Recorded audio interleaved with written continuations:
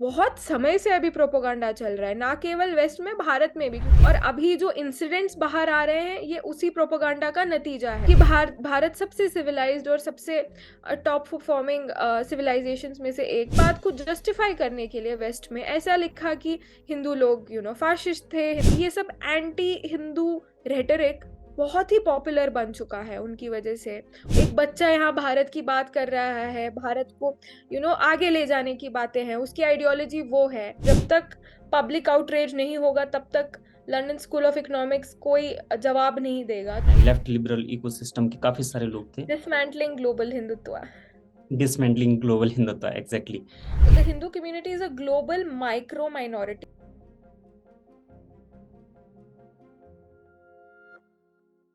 नमस्कार दोस्तों, मैं आशीष, आप देख रहे हैं द पैम्फलेट और हमारे साथ हैं आज रश्मि सामंत जी, जिन्हें कि आप बहुत चर्चित हैं। आप ऑक्सफोर्ड यूनिवर्सिटी में आपने इलेक्शन लड़ा था और जानते ही होंगे कि वो पूरा प्रकरण क्या है।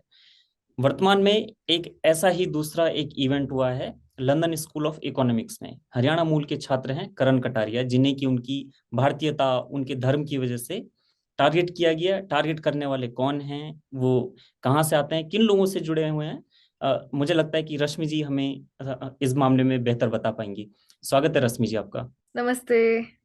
थोड़ा सा हम पहले करण कटारिया के बारे में, इस एपिसोड के बारे में थोड़ा सा आप ही बता दीजिए, और उसके बाद जिन चीजों से आप गुजरी हैं, आपका अनुभव क्या रहा और वर्तमान में क्या स्थिति है। वेस्ट में इस तरह का एक नैरेटिव क्यों बन रहा है भारतीयों के खिलाफ, हिंदू पहचान के खिलाफ, और भविष्य के लिए कितना खतरनाक साबित हो सकता है, इस पर थोड़ा सा आप बताइए। आशीष जी, सबसे पहले करण जी के साथ जो हुआ वो ये था कि वे छात्र संघ के चुनाव लड़ना चाहते थे, और वो खुद को he made himself a candidate. जो जनरल सेक्रेटरी की पोजीशन होती है उसके लिए उन्होंने खुद को कैंडिडेट बनाया, और उन्होंने काफ़ी कैंपेनिंग भी करी। और लोगों में जो होती है, जो छात्र संघ चुनाव में नॉर्मली होता है, उन्हीं सारे एक्टिविटीज़ में वो बिजी थे। चुनाव के आखिरी दिन उनके खिलाफ ऐसे बहुत ही घटिया मैसेजेस सर्कुलेट किए गए व्हाट्सएप ग्रुप्स पे, जो सारे छात्र के ग्रुप्स होते हैं, सोसाइटी के ग्रुप्स होते हैं। तो उनमें बहुत ही घटिया मैसेजेस स्प्रेड किए गए, जिनमें उन पे आरोप लगाए गए कि वो एंटी सेमिटिक है, वो ट्रांसफोबिक है, वो क्वियर फोबिक है, वो रेसिस्ट है, वो इस्लामोफोबिक है, बिना किसी ठोस सबूत के। तो उनका मानना ये था कि क्योंकि वो हिंदू हैं और हिंदुत्व के बारे में बात करते हैं, अपने भारतीय मूल पे गर्व रखते हैं, तो इसीलिए शायद उनका ये सब टेंडेंसीज है। तो वो उनकी एक्सप्लेनेशन थी, ना कोई ठोस सबूत था। तो इसके आधार पे उनकी कैरेक्टर असैसिनेशन करी गई, उन पे बहुत सारे कंप्लेंट्स किए गए स्टूडेंट यूनियन में, जिन्होंने उनकी कैंडिडेचर को फिर रिवोक किया कि आप इस छात्र संघ चुनाव में कैंडिडेट नहीं हो सकते हैं। मेरे केस में ये हुआ था कि जब मैं छात्र संघ के चुनाव लड़ी थी, तो मैं जीत गई थी। तो वो सबसे हिस्टोरिक एक तरह से इलेक्शन था, जिसमें सबसे ज्यादा छात्र आए थे। इलेक्शन जो वोटर टर्नआउट कहते हैं ना, वो सबसे हाई था, और मार्जिन भी सबसे बड़ी मार्जिन थी। तो हम 6 लोग खड़े थे छात्र संघ चुनाव के लिए, जिसमें से 5 लोग यूरोप मूल के वाइट क्रिश्चियन मेल ये थे, और मैं I was the only female person of colour जो चुनाव के लिए कैंडिडेट थी, और मैं जीत गई थी विद अ ह्यूज मार्जिन। जीतने के बाद क्या हुआ, लोग काफी क्यूरियस थे कि ये कौन है। और मैं सबसे पहली भारतीय महिला छात्र संघ अध्यक्ष थी। तो उस यूनिवर्सिटी का बहुत पुराना हिस्ट्री है, वो 1000 साल पुराना है, और वहाँ के छात्र संघ के इलेक्शंस भी काफी चर्चनीय होते, चर्चित होते हैं। तो इस कारण बहुत ज़्यादा फोकस आ गया था। बहुत सारे न्यूज़पेपर्स ने ये इंफॉर्मेशन कैरी किया कि Oxford elects its first Indian female president, blah blah blah. तो बहुत इसकी चर्चा हुई, तो लोग नेचुरली क्यूरियस हो गए कि ये कौन है, और मेरे बारे में तहकीकात करने लग गए। इससे पहले बस यही था कि वो एक छात्रा है जिसको चुनाव लड़ना है, बन गई, तो बस इतना ही था। कैपेबिलिटीज पे लोग चुनाव जितवाना या हराना चाहते थे। तो अब क्या हुआ, फोकस शिफ्ट हुआ कि वो कौन है, उसकी मूलता क्या है। ये गलत बात है। किसी को उसके आइडेंटिटी पे जज करना ये बहुत ही गलत बात है। आप जानते हो कि हम भारत में भी किसी को उनके आइडेंटिटी पे जज नहीं करते कि वो कहाँ से आते हैं या कौन से परिवार से आते हैं। ये सब करना बहुत ही गलत बात होती है, स्पेशली चुनाव के मामले में। पर उन्होंने इसी बात को मुद्दा बनाया कि मैं उडुपी से आती हूँ, जो कि एक राइट विंग कह सकते हैं, हिंदुत्व का गढ़ है। तो उन्होंने कहा कि इसीलिए ये इस्लामोफोबिक है, क्योंकि वो उडुपी से आती है, जो कि कोस्टल कर्नाटका में एक टाउन है। उसके बाद उन्होंने बोला कि इसके माता पिता, उनके फेसबुक पे जय श्री राम लिखा गया है, तो ये Hindu fascist nationalist Hindutva terrorist है। फिर उन्होंने बोला कि ये लोग एंटी सेमिटिक, ट्रांसफोबिक बिहेवियर और रेसिस्ट बिहेवियर भी डिस्प्ले करते हैं। तो ऐसे उन्होंने बिना बात का बतंगड़ बना के मेरे आइडेंटिटी को स्टीरियोटाइप करके मुझे एक तरह से कैंपस पे विलन बनाया कि she is not fit to lead करके। जबकि I was one of the most performing students, जिन्होंने ऑलरेडी अच्छे मार्क हो या एग्जाम्पलरी स्टूडेंट बिहेवियर हो या स्टूडेंट वेलफेयर कॉन्ट्रीब्यूशंस हो, ऑलरेडी करे हुए थे। इसके बावजूद भी उन्होंने इस बात को बड़ा मुद्दा बनाया कि मैं कौन हूँ, कहाँ से आती हूँ और मेरा मूल क्या है। तो ये बहुत ही गलत बात है।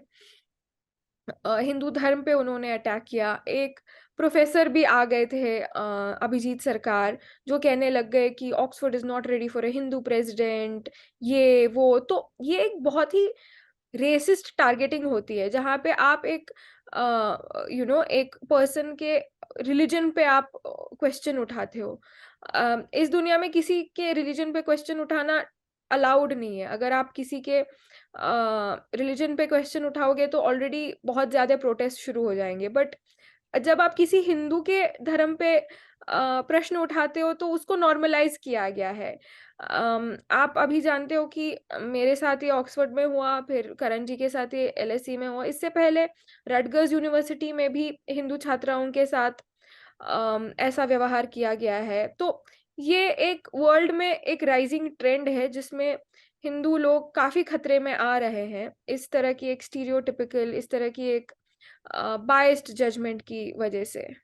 ये जो एक्चुअली हम वेस्ट के नज़रिए से देखें तो ये इस तरह के अड्डे क्यों डेवलप हो रहे हैं हिंदुओं के खिलाफ, इंडियंस के खिलाफ, और जो ये नेम टैगिंग्स है, जो टैगिंग्स है इस तरह से कि ये फासिस्ट है, इसकी फोटो आरएसएस वाले के साथ है, इसकी फोटो बीजेपी वाले के साथ है, या मान लीजिए उसका कोई भी पॉलिटिकल बिलीफ है, तो एक डेमोनाइज करना, सो विलेन बना देना, ये ट्रेंड क्यों पकड़ रहा है? मान लीजिए अब आपका इवेंट था, वो सभी लोगों ने देखा और अभी करण उसी चीज का विक्टिम बने। हो सकता है फ्यूचर में जिस तरह से ये अड्डे कॉलेज और यूनिवर्सिटी में इस तरह के अड्डे आइडियोलॉजिकल तैयार हो रहे हैं, फ्यूचर में और लोग इसके विक्टिम बने। तो इसके मूल में क्या है और कौन लोग हैं जो इस चीज को, जैसे करण कटारिया वाले में हम बात करें तो इसमें एक नाम भी आ रहा है मुकुलिका बनर्जी का। और पता चला है कि फर्स्ट पोस्ट ने तो ये भी कहा है कि भारत जोड़ो यात्रा में राहुल गांधी। तो ऐसा तो नहीं कि कुछ प्रायोजित है, ये स्पॉन्सर्ड है, सभी लोग एक ही हैं। तो इनका क्या हो सकता है, लॉन्ग टर्म एजेंडा क्या है? मेरे केस में तो मेरा कोई पॉलिटिकल अफिलिएशन नहीं था, कोई संगठन के साथ कोई अफिलिएशन नहीं था। फिर भी सिर्फ मेरे धर्म के ऊपर उन्होंने अटैक किया था कि धर्म को फिर पॉलिटिक्स और इसके उससे जोड़ के उन्होंने ये बनाया था। करण के केस में उनके फोटोज हैं संघ के वरिष्ठ लोगों के साथ। तो आई नो कि ये अनफेयर है, पर ऐसा है कि अभी सिंस मेनी डेकेड्स आप देख सकते हो कि फिल्म, मीडिया, एकेडेमिया में भी हिंदुओं के विरोध में काफी आर्टिकल्स आ चुके हैं, जो कि एक कॉलोनियल स्टोरी को फॉलो करता है। कॉलोनाइजर्स ने तो यही कहा ना कि भारत में कास्ट सिस्टम है, ये है वो है। तो उन्होंने ही तो हिंदुओं को सबसे पहले विलेनाइज किया था अपने लूट को जस्टिफाई करने के लिए दुनिया भर में।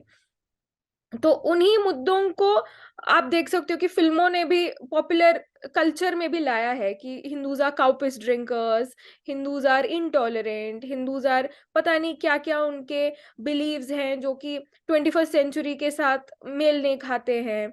तो ऐसे सारे बातों को पीरियोडिकली मीडिया के थ्रू, पीरियोडिकली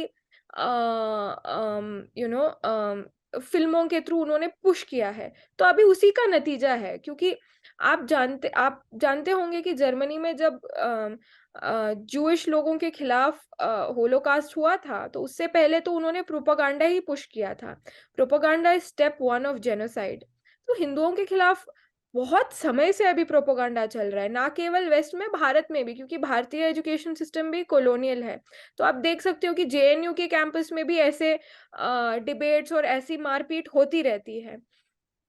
तो ये एक सामाजिक प्रॉब्लम है कि हिंदुओं के विरोध में प्रोपेगेंडा काफी समय से चल रहा है, और अभी जो इंसिडेंट्स बाहर आ रहे हैं ये उसी प्रोपेगेंडा का नतीजा है। क्योंकि प्रोपेगेंडा सिर्फ प्रोपेगेंडा नहीं बचती है, एक टाइम के बाद वो रियल टाइम में भी उसका इम्पैक्ट आपको दिखने लग जाता है। और करण जी का केस, मेरा केस, और रटगर्स का केस, जेएनयू का केस, ये सब इन्हीं चीजों का एक एक एग्जाम्पल है कि प्रोपेगेंडा कैसे हानिकारक होता है। और हिंदुओं के खिलाफ जो ब्रिटिश प्रोपेगेंडा रहा है, उसी को बार बार पॉपुलर मीडिया, पॉपुलर इसमें रिपीट कर करके कैसे हमें एक तरह से विलेनाइज किया जा रहा है। तो ये एक बहुत ही बड़ा प्रॉब्लम है। बहुत ही सिंपल एग्जाम्पल मैं दे सकती हूँ। ब्रिटिश लोगों ने ये कहा कि हम भारत गए थे उनको सिविलाइज करने के लिए, कि हम सब उनका कहना था कि हम सब अनसिविलाइज्ड लोग थे, तो उन्होंने हमें सिविलाइज किया। जबकि भारत सबसे सिविलाइज्ड और सबसे टॉप परफॉर्मिंग सिविलाइजेशंस में से एक था। It use to contribute to 35% of the world GDP. और जब ब्रिटिश का लूट खत्म हुआ तो हम 35% ऑफ द वर्ल्ड जीडीपी से 3% ऑफ द वर्ल्ड जीडीपी में आए। जबकि उन्होंने हमें अनसिविलाइज्ड बनाया, एक सिविलाइज्ड पॉपुलेशन को लूट करके उन्होंने अनसिविलाइज्ड बनाया। पर उन्होंने इस बात को जस्टिफाई करने के लिए वेस्ट में ऐसा लिखा कि हिंदू लोग फाशिस्ट थे, हिंदू लोग काउपिस मतलब गौमूत्र पीते थे, वो बहुत ही बैकवर्ड किस्म के लोग थे, हमने जाके उनको उनका उद्धार किया। तो इन्हीं बातों का ये नतीजा है। उन्होंने जो जो कहा हमारे बारे में कि हम ऐसे हैं वैसे हैं, ये सब चीजें रह चुके हैं। अभी मूर्ति पूजन के बारे में भी काफी विरोध है वेस्ट में। मेरे केस में उस प्रोफेसर ने लिखा था कि जब मैं छोटा था तो मैं मूर्तियों का विनाश करता था, मतलब मैं उनको, I used to break Saraswati idols. तो ये सब एंटी हिंदू रेटरिक बहुत ही पॉपुलर बन चुका है उनकी वजह से। और ये एकेडेमिया में इसका बहुत एक्सेप्टेंस है। आज अगर आप सोशल साइंस के पेपर देखोगे तो वो किसी धर्म को भी ब्लेम नहीं करता है, ना इस्लाम को, ना क्रिश्चियनिटी को, किसी को भी ब्लेम नहीं करता है। पर जो पेपर्स हिंदू धर्म के बारे में लिखे हुए हैं वो कोई भी पॉजिटिव नहीं है, वो कोई भी हिंदुइज्म के टॉलरेंस को प्रेज नहीं करता है, उसकी डाइवर्सिटी, उसकी वसुदैव कुटुंबकम कॉन्सेप्ट को प्रेज नहीं करता है, बल्कि वो कहता रहता है कि हम सबसे इंटॉलरेंट लोग हैं, हम सबसे फाशिस्ट लोग हैं। जबकि ये सच नहीं है, ये सिर्फ प्रोपेगेंडा है। मुकुलिका बैनर्जी का एंगल बहुत ही इंटरेस्टिंग है, क्योंकि मेरे केस में भी जो प्रोफेसर ऐसी सारी बातें कह रहे थे, वो भी एनएस अपने यूथ में एनएसयूआई के इलेक्शन लड़े थे जेएनयू में। तो ये मुकुलिका बैनर्जी का तो बहुत ही तगड़ा संबंध है कांग्रेस से। वे भारत जोड़ो यात्रा में दिखी गई थी, वे राहुल गांधी के साथ उनके सारे जो प्रोग्राम्स होते हैं यूके में, जहाँ पे वो भारत को गाली देते हैं, उनको सारे होस्ट तो मुकुलिका बैनर्जी ही करती हैं लंदन में। और तो और वे योगेंद्र यादव जी की साली हैं, तो उनकी पत्नी की बहन है वो, तो सगी बहन है। तो उनकी पत्नी मधुलिका बैनर्जी है, उनकी बहन मुकुलिका बैनर्जी है। तो आप देख सकते हैं कि ये भारत की ऑपोजिशन कैसे इस ये करने के बजाय, भारत को बेहतर बनाने के बजाय, भारत को तोड़ने की एक तरह से प्रक्रिया में लगी हुई हैं। वे चाहते हैं कि anti India, anti Hindu rhetoric ही बढ़े अपनी ये बनाने के लिए, ना कि वो चाहते हैं कि हम कंस्ट्रक्टिवली एक गवर्नमेंट की क्रिटिसिज्म करें।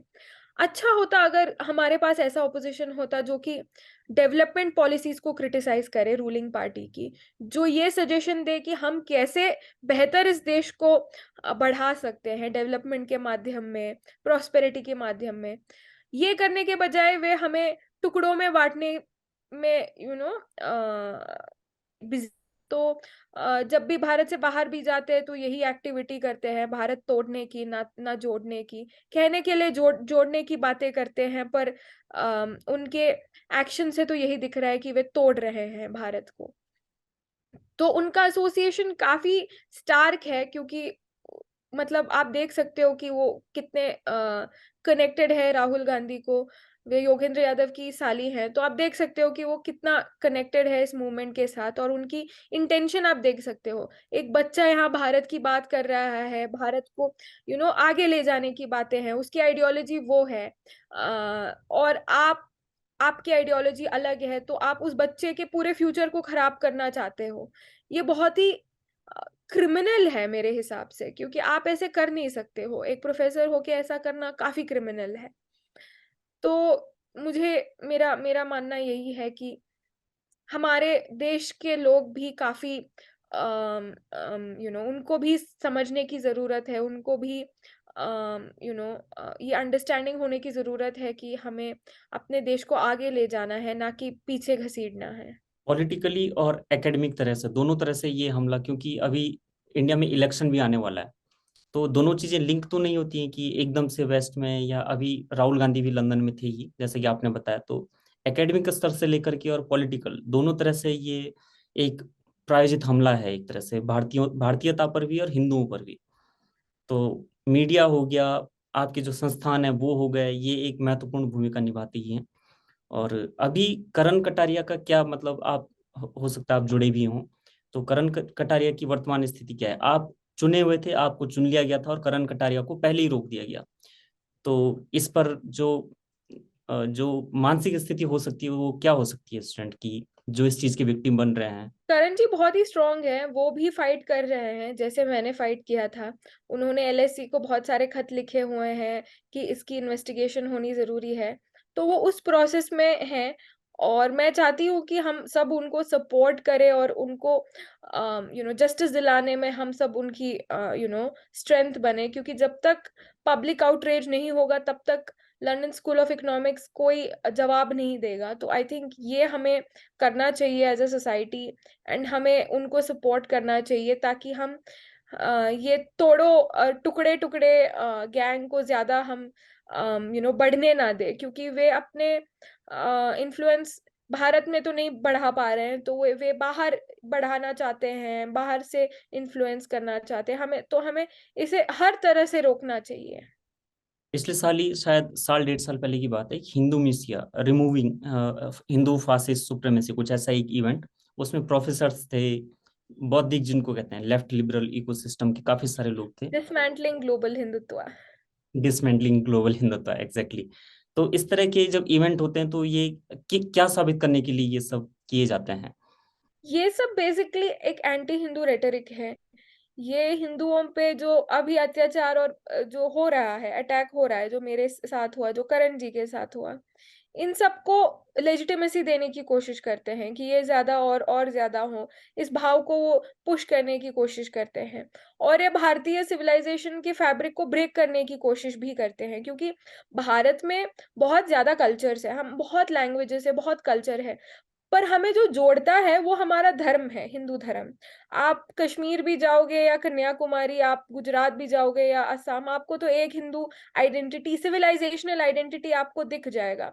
भले ही लोग दूसरे दूसरे धर्म फॉलो करते हैं, पर एक हिंदू सिविलाइजेशनल आइडेंटिटी सेम है सबका। सबका जो कोर बिलीफ है, जो सिविलाइजेशनल आइडेंटिटी है, मैं हिंदू को धर्म के तौर पे नहीं बल्कि एक सिविलाइजेशनल आइडेंटिटी के तौर पे बताना चाहूंगी, वो सेम है। आप एक महिला के गले में एक एक गृहस्थ महिला के गले में एक मंगलसूत्र तो आप पाओगे, भले उनका धर्म कोई भी हो। आप एक महिला को साड़ी पहनते हुए देखोगे, भले उनका धर्म कोई भी हो। तो ये एक सिविलाइजेशनल आइडेंटिटी जो इस देश को जोड़ के रखा है, उसको तोड़ने की कोशिश है वो, हमारे सिविलाइजेशनल आइडेंटिटी को दूर ले जाके इस प्रोपोगंडा के तहत। तो आई थिंक उस पे रोक लगाना बहुत जरूरी है, क्योंकि हम में डिफरेंसेस बहुत है पर सिमिलैरिटी एक है। तो उस सिमिलैरिटी को जिस दिन हम डिसोन करने लग जाएंगे तो उसी दिन हमारा देश टुकड़ों में बट जाएगा। तो हम नहीं चाहेंगे कि ये हो, क्योंकि जिस दिन वो हुआ तो हम इकोनॉमिकली प्रॉस्पर नहीं कर पाएंगे, क्योंकि इतना बड़ा देश है, हम इतनी फोर्स के साथ आगे बढ़ पा रहे हैं, क्योंकि हमारा रिसोर्सेज कंबाइंड है, हमारा नेटवर्क्स कंबाइंड है, हमारी गवर्नमेंट कंबाइंड है, इसीलिए हम इतने स्पीड से आगे बढ़ पा रहे हैं। जिस दिन हम टुकड़ों में बटेंगे तो हम इन ट्रू सेंस हम आगे नहीं बढ़ पाएंगे। हाँ, तो ठीक है, धन्यवाद रश्मि जी, आपने अपने बारे में और कुछ एक संदेश आप जरूर हमारे यूथ को दीजिए, क्योंकि लोग देखते हैं, आप लोगों को सुनना चाहते हैं जब ऐसे कोई केस हो, तो खासकर एक जिज्ञासा रहती है कि आप इस पर अवश्य कुछ बोलें। तो एक वो संदेश आप भारतीयों को जो यूनिवर्सिटी कॉलेजेस में हैं या अपनी पहचान को लेकर के, अभी क्योंकि एक वर्ग है जो ग्रे में जी रहा है, जिसको लगता है मुझे इस आइडेंटिटी पे गर्व करना चाहिए या मुझे इस पे हटना चाहिए, उनके लिए आप क्या संदेश देना, जो अभी तैयार हो रहे हैं, कॉलेज में हैं, यूनिवर्सिटी में हैं, एक संदेश उनके लिए आप क्या देना चाहेंगे? आशीष जी, मैं बस यही संदेश देना चाहूंगी कि आप अपने पहचान में गर्व रखिए, क्योंकि ये आपका सबसे कोर आइडेंटिटी है। अगर आप इस पे गर्व रखना बंद कर देंगे तो आप अपना सेल्फ कॉन्फिडेंस खो देंगे, फिर आप हर प्लेटफॉर्म पे अपने आप को डाउट करोगे। As youth you should be full of confidence, this confidence is your identity. जिस दिन आपको इस आइडेंटिटी पे गर्व होगा तो आप कोई भी पहाड़ तोड़ पाओगे, मतलब कुछ भी कर पाओगे जिंदगी में। तो आप सेल्फ कॉन्फिडेंस, और ये कॉन्फिडेंस जो होती है ये बहुत ही इंपॉर्टेंट होता है यूथ के लिए, किसी भी क्षेत्र में सक्सीड होने के लिए। और जब तक आपको अपने आइडेंटिटी में गर्व नहीं है ना, तो अपने आप को आप कॉन्फिडेंटली प्रोजेक्ट नहीं कर पाओगे। तो मैं बस यही कहूंगी कि आप अपने आइडेंटिटी में गर्व रखिए, और जो भी करोगे उसे श्रद्धा से करिए, और आगे बढ़िए। The sky is your limit, कोई आपको रोक नहीं पाएगा। हिंदू ग्लोबल माइनॉरिटी भी है ही, इसमें थोड़ा सा आप इस बारे में अपनी इवेंट से प्लस करण कटारिया से जोड़ते हुए एक स्टेटमेंट उसमें दे दीजिए। So the Hindu community is a global micro minority, सिर्फ minority, not just a minority, it's a micro minority. In the United Kingdom, it's 2% of the total population. In the United States as well, it's a single digit, majority. In Pakistan, it's 1%. In Afghanistan, it's 0%. So we are a micro minority. And the attacks against us are humongous. We are the most exemplary community in every society, in UK, in US, in Canada. We are most educated, most well paid, most law abiding. The prison population in the United Kingdom for the Hindu community is 0%. That's how law abiding we are. But the problem with law abiding citizens is that we are least equipped to deal with attacks, because we are so law abiding that we don't know what to do the moment we are attacked. So I think that is the major problem of the Hindu community right now.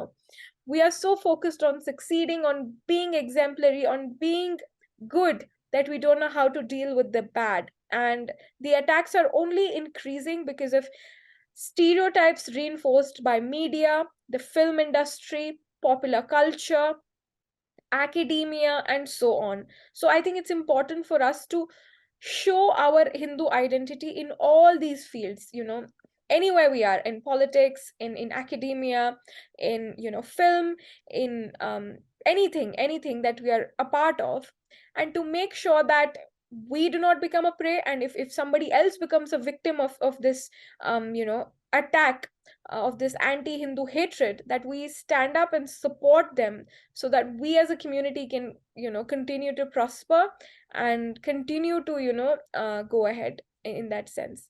And Hindi मेरी ठीक ठाक है, पर मैं दक्षिण भारत से हूँ, तो हमारी थोड़ी हिंदी स्लो होती है, हम फिर भी कोशिश करते हैं। नहीं, आपने हिंदी भी अच्छी बोली है। चलिए, नहीं जी, ठीक है रश्मि जी, अपना आपने समय दिया, थैंक यू वेरी मच, धन्यवाद। बहुत धन्यवाद आपका Ashish ji, and thank you for the work that you do.